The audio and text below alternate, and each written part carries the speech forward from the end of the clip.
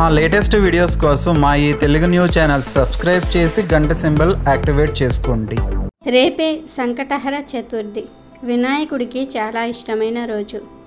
అయితే ఈరోజు మీకు ఏ సమయంలో అయినా సరే కాకి కనిపిస్తే ఈ ఒక్క పని చెయ్యండి చాలు, మీకు ఉన్న బాధలు కష్టాలు అన్నీ కూడా తొలగిపోతాయి.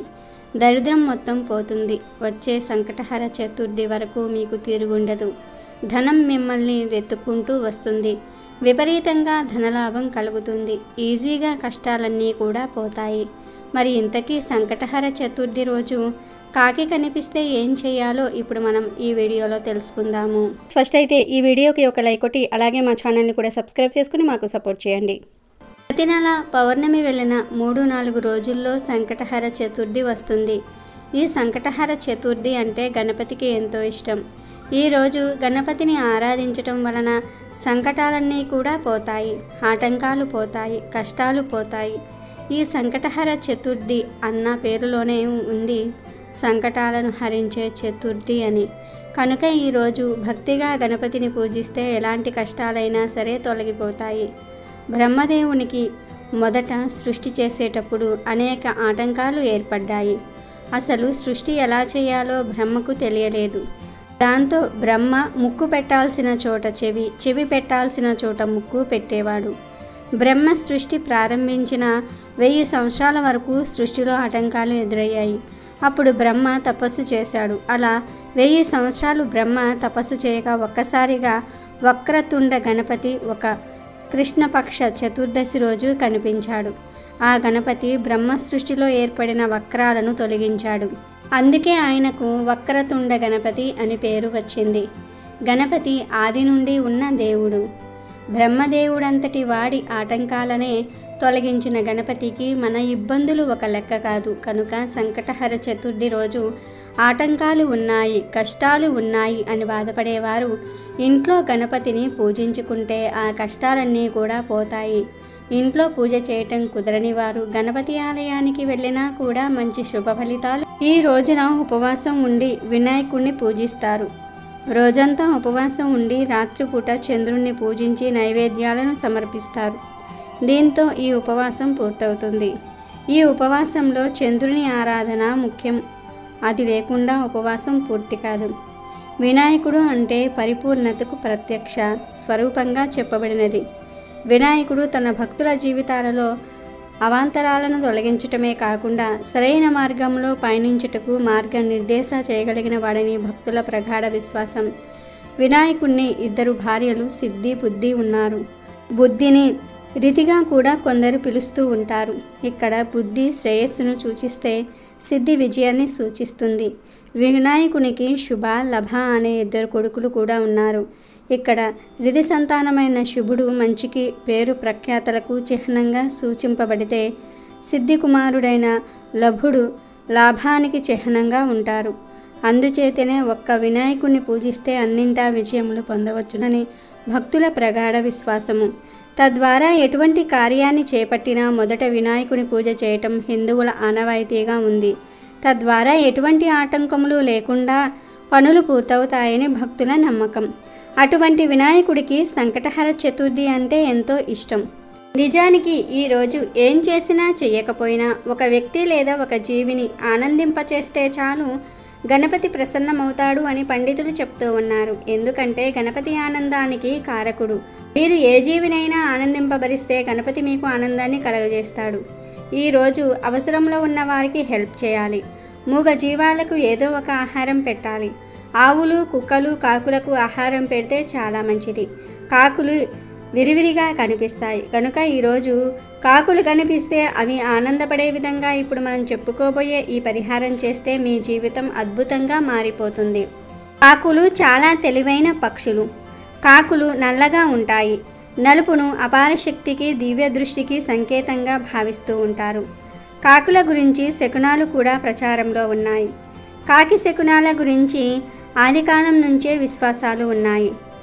ప్రయాణమై మనం ఎక్కడికైనా వెళ్తూ ఉన్నప్పుడు కాకి అరుస్తూ ఎదురుగా వచ్చిందంటే ఆ కార్యం విఫలమవుతుంది అని చాలామంది నమ్ముతూ ఉంటారు. తల మీద కాకి రెట్ట వేస్తే కార్యజయం కలుగుతుంది అని నమ్మకం.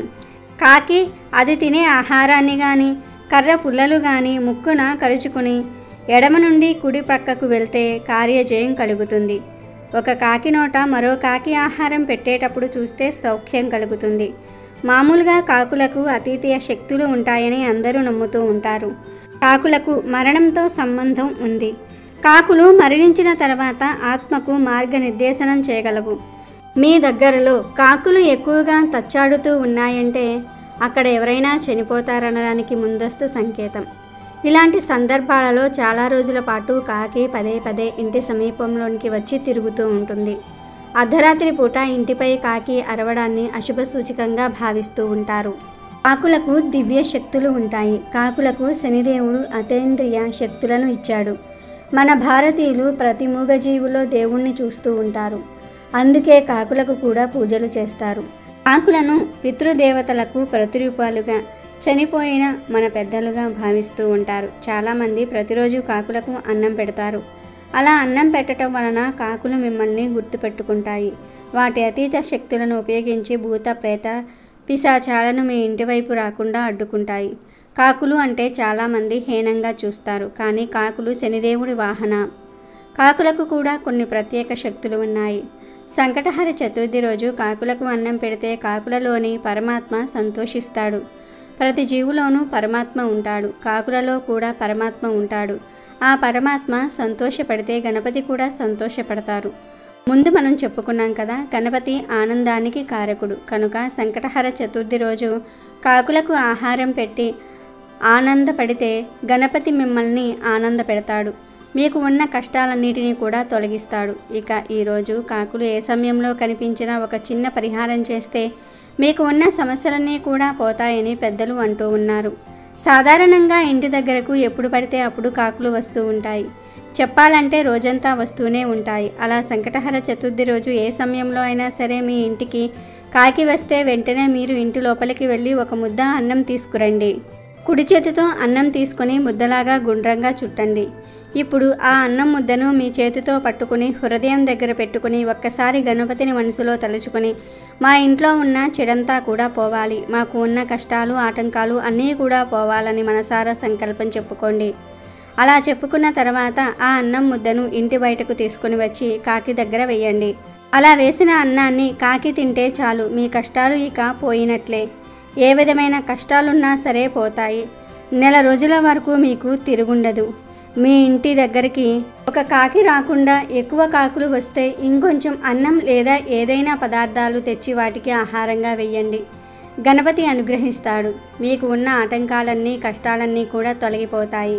ఒకసారి అగస్త్య మునికి ఆటంకం కలిగించటం కోసం విఘ్నేశ్వరుడు కూడా కాకిగా మారాడు. కనుక కాకులను చులకనగా చూడకూడదు. కాకులంటే గణపతికి కూడా ఇష్టమే. కనుక ఈ సంకటహర చతుర్థి ప్రతి ఒక్కరూ గుర్తుపెట్టుకొని కాకి కనిపిస్తే ఇప్పుడు మనం చెప్పుకున్న విధంగా చేయండి. మీ కష్టాలను తొలగించుకొని సంతోషంగా జీవించండి. ఇక వినాయకుడికి ఎంతో ఇష్టమైన ఈ సంకటహర చతుర్థి రోజున వేప ఆకులతో ఒక పరిహారం చేస్తే చాలు, 60 నిమిషాలలో మీ జీవితం మారిపోతుందని శాస్త్ర పండితులు చెప్తూ ఉన్నారు. అసలేం చేయాలి అంటే ఏమీ లేదు. సంకటహర చతుర్థి రోజున ఉదయాన్నే 2 రెమ్మల వేప ఆకులను కోసి తెచ్చుకోండి. వేప ఆకులకు మన కష్టాలను తొలగించి మన జీవితాన్ని అద్భుతంగా మార్చేసే శక్తులు ఉన్నాయి. కనుక వేప ఆకులను తెచ్చుకోండి. తర్వాత ఆ వేప ఆకులను ఒక రాగి ప్లేట్లో కానీ ఇత్తడి ప్లేట్లో కానీ వేయండి. స్టీల్ ప్లేట్లో మాత్రం వేయవద్దు.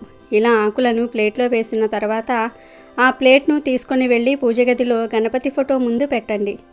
ఫోటో ముందు పెట్టే ముందు కొన్ని పసుపు నీళ్లను వేప ఆకుల మీద చల్లి ఆ తర్వాత ప్లేట్ను గణపతి ఫోటో ముందు పెట్టండి. ఇలా పెట్టిన తర్వాత చక్కగా ఒక ప్రమిదను తీసుకుని దానిని వేప ఆకుల మీద పెట్టండి. ఆ ప్రమిదలో కొబ్బరి నూనెను పోయండి.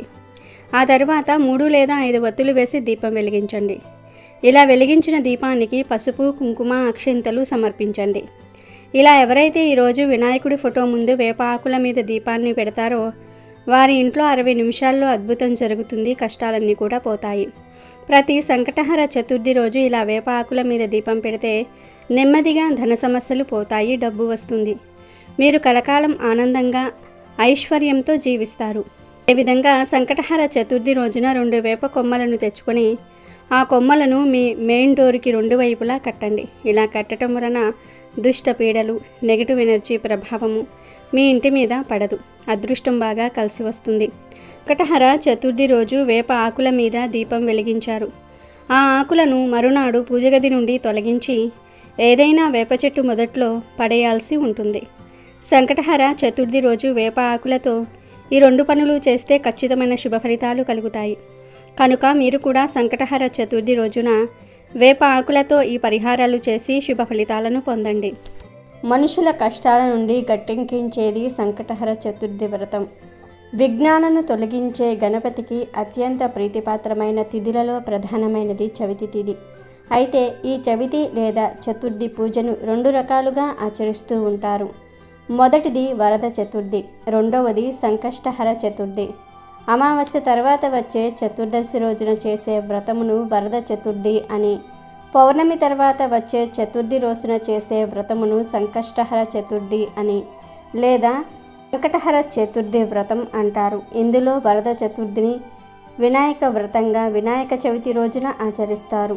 సంకటములను తొలగించే సంకటహర చతుర్థి వ్రతమును మాత్రం ఆలంబనగా ఆచరిస్తూ ఉంటారు.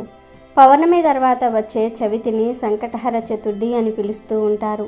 ఆ రోజు గనుక వినాయకుణ్ణి పూజిస్తే ఎలాంటి గ్రహదోషాలైనా తీరిపోతాయి. పెళ్లి కాకపోవటం, పిల్లలు లేకపోవటం లాంటి కష్టాలు తొలగిపోతాయి. ఆర్థిక సమస్యలన్నీ దూరమైపోతాయి. సంకష్టహర చతుర్థి ఎంతో పవిత్రమైన రోజు. ఈ సంకష్టహర చతుర్థి వ్రతాన్ని ఆచరించి పార్వతీదేవి ఎన్నో శుభ ఫలితాలను పొందినట్లు పురాణాలు చెప్తూ ఉన్నాయి. అంతేకాదు అగస్త్య మహర్షి 7 సముద్రాలను ఆపోషణం పట్టడానికి గల శక్తిని ఇచ్చింది ఈ వ్రతమే. ధర్మరాజు ఈ వ్రతాన్ని ఆచరించి యుద్ధంలో శత్రువులను సంహరించి రాజ్యాన్ని పొందాడు. అహల్యాదేవి తన శాపాన్ని తొలగించుకున్నాక ఈ వ్రతాన్ని ఆచరించి తన భర్త గౌతమ మహర్షిని చేరింది. ఆంజనేయుడు లంకానగరంలో సీతాదేవిని వెతుకుతూ ఈ వ్రతం చేస్తానని మొక్కుకోగా అశోకవనంలో సీతాదేవిని చూడగలిగాడు. ఈరోజు వ్రతం చేసినా చేయకపోయినా గణపతిని పూజించిన వారి ధర్మార్థ కామ మోక్షాదులు తప్పక నెరవేరుతాయి. హర చతుర్థి రోజున ఉపవాసం ఉండటం కానీ వ్రతం చేయటం కానీ కుదరకపోయినా పర్వాలేదు. ఆ రోజు ఓ 4 సార్లు సంకటనాశన గణేశ స్తోత్రాన్ని చదివి దగ్గరలో ఉన్న వినాయకుని గుడికి వెళ్ళినా కూడా ఆ స్వామి ప్రసన్నమవుతాడు. ఇక ఎంతో పవిత్రమైన ఈ సంకటహర చతుర్థి రోజు ఎవ్వరూ కూడా దొండకాయను తినకూడదు. ఈరోజు ఎవ్వరూ కూడా దొండకాయ కూరను వండవద్దు. కూర రూపంలోనే కాదు ఏ రూపంలోనూ కూడా ఈరోజు దొండకాయను తినకూడదు. కాదని ఈరోజు దొండకాయను తింటే బుద్ధి మందగిస్తుంది, వినాయకుడి అనుగ్రహం తగ్గిపోతుంది. ఈరోజు దొండకాయతో పాటు నాన్ వెజ్ ఐటమ్స్ ఏమీ తినకూడదు.